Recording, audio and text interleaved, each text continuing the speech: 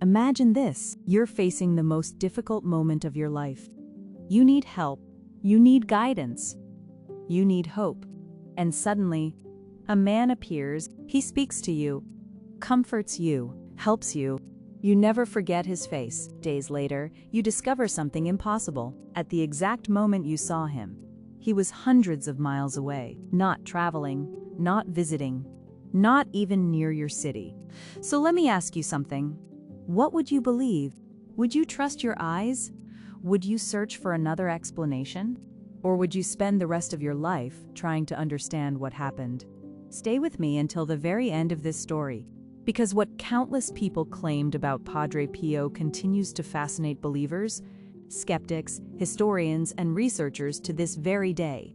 And before this video ends, you may find yourself asking a question that has puzzled people for decades. Can one person truly be in two places at the same time? Let's begin. Before he became known around the world, Padre Pio was simply a humble friar. He lived a life of prayer, a life of sacrifice, a life centered on God. Nothing about his daily routine suggested that one day millions of people would know his name. Yet people who met him often felt there was something extraordinary about him. Not because he sought attention. In fact, he usually avoided it. Not because he tried to impress people, quite the opposite. The more famous he became, the more he preferred silence. And perhaps that is what makes the stories surrounding him so intriguing. They did not emerge from publicity. They emerged from witnesses, people who claimed to experience something they could not explain. Now imagine hearing this. A woman claims Padre Pio appeared beside her hospital bed. A soldier claims he saw Padre Pio during a dangerous moment far from Italy. A traveler reports receiving guidance from Padre Pio in another country. At first, these stories sound impossible. After all, we understand how distance works. If a person is in one place, they cannot simultaneously be somewhere else. At least that is what experience teaches us. And yet, the reports continued. Year after year, decade after decade, people from different backgrounds, different countries, different circumstances, many describing remarkably similar experiences. The same face, the same voice, the same comforting presence. How could that be? But the strangest part of the story is still ahead. Let's make this personal. Imagine it was you, not someone else, you. Imagine you are frightened, alone, desperate. Then suddenly someone appears, offers help, brings peace, changes everything. You remember every detail, every word, every expression. And later you discover that the person you met could not possibly have been there. How would you react? Would you dismiss it? Would you tell your family? Would you keep it secret?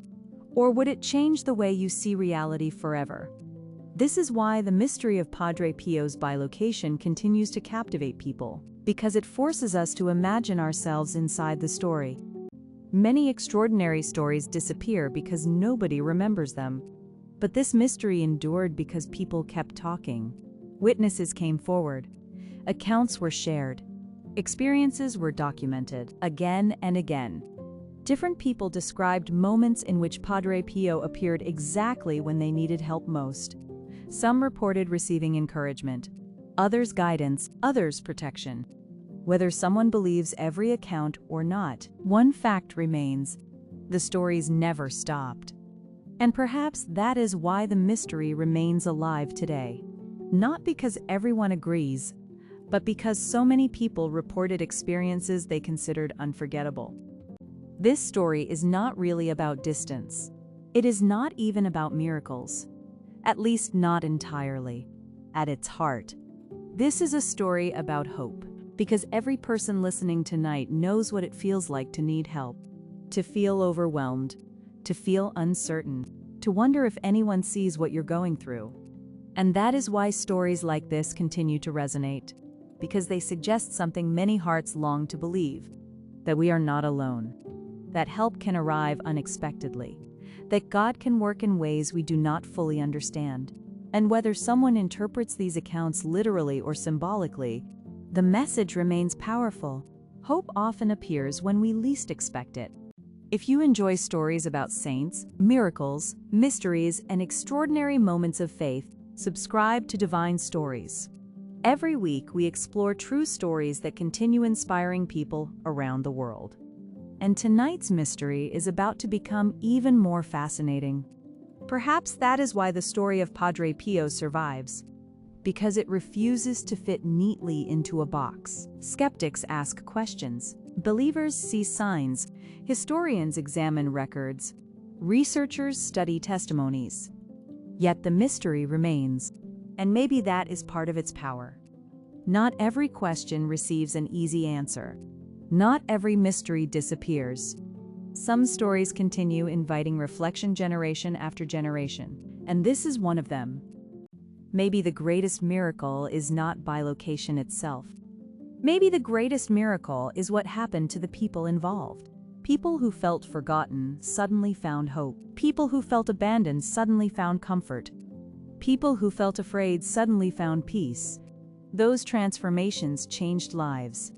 And perhaps that is why so many continue speaking about Padre Pio today.